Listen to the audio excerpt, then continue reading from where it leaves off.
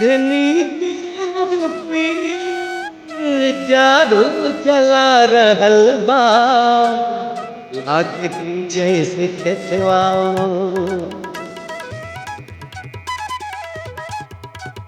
लागे की जैसे खेतवा में सरसों फुला रहल बा, लागे की जैसे खेतवा में सरसों फुला रहल बा। ओढ़नी के रंग पियर, ओढ़नी के रंग पियर,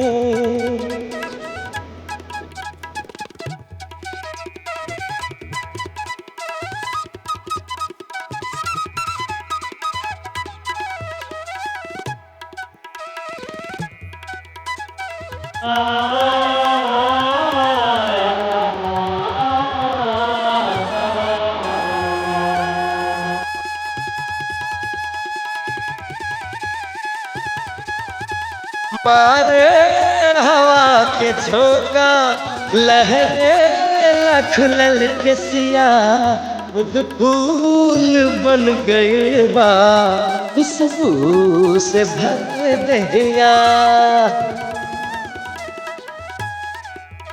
हमारे हवा के झोंका लहरे खुलल केसिया, खुद फूल बन गइल बा, खुशबू से भरल दहिया। इसरी के पनाक बिजली गिरा रहल बा, लागे पीछे से खेतवा में